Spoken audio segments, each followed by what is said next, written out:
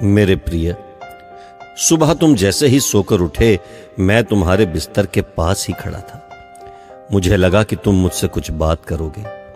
तुम कल या पिछले हफ्ते हुई किसी बात या घटना के लिए मुझे धन्यवाद कहोगे, लेकिन तुम फटाफट चाय पीकर तैयार होने चले गए और मेरी तरफ देखा भी नहीं। फिर मैंने सोचा कि तुम नहा के मुझे याद करोगे, पर तुम इस उधेड़बुन में लग गए कि आज तुम्हें कौन से कपड़े पहनने हैं। फिर जब तुमने ऑफिस जाने के लिए ट्रेन पकड़ी तो मैं समझा कि इस खाली समय का उपयोग तुम मुझसे बातचीत करने में करोगे, पर तुमने थोड़ी देर पेपर पढ़ा और फिर खेलने लग गए अपने मोबाइल से, और मैं खड़ा का खड़ा ही रह गया। मैं तुम्हें बताना चाहता था कि दिन का कुछ हिस्सा मेरे साथ बिताकर तो देखो, तुम्हारे काम और भी अच्छी तरह से होने लगेंगे, लेकिन तुमने मुझसे बात ही नहीं की। एक मौका ऐसा भी आया कि जब तुम बिल्कुल खाली थे और कुर्सी पर पूरे 15 मिनट यूं ही बैठे रहे, लेकिन तब भी तुम्हें मेरा ख्याल नहीं आया।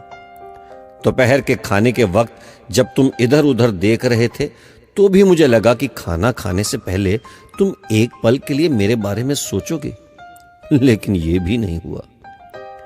दिन का भी काफी समय बचा था। मुझे लगा कि शायद इस बचे समय में हमारी कुछ बातचीत हो जाएगी, लेकिन घर पहुंचने के बाद तुम रोजमर्रा के कामों में व्यस्त हो गए, और जब वो काम निबट गए तो तुमने टीवी खोल लिया और घंटों तक टीवी देखते रहे। देर रात थक कर तुम बिस्तर पर सो गए। मेरा बड़ा मन था कि मैं भी तुम्हारी दिनचर्या का हिस्सा बनूं, कुछ वक्त तुम्हारे साथ बिताऊं, तुम्हारी कुछ सुनूं, तुम्हें कुछ सुनाऊं, कुछ मार्गदर्शन करूं तुम्हारा, ताकि तुम्हें समझ आए कि तुम किस लिए इस धरती पर आए हो और किन कामों में उलझ गए हो। लेकिन तुम्हें समय ही नहीं मिला और मैं मन मार कर ही रह गया। मैं तुमसे बहुत प्यार करता हूं। हर रोज इस बात का इंतजार करता हूं कि तुम मेरा ध्यान करोगे और अपनी छोटी छोटी खुशियों के लिए मेरा शुक्रिया करोगे। पर तुम तभी आते हो जब तुम्हें कुछ चाहिए होता है। तुम जल्दी में आते हो और अपनी मांगे मेरे आगे रखकर चले जाते हो। और मजे की बात तो यह है कि इस प्रक्रिया में तुम मेरी तरफ देखते भी नहीं। खैर, कोई बात नहीं, हो सकता है कल तुम्हें मेरी याद आ जाए। ऐसा मुझे विश्वास है और मुझे तुमसे प्यार है।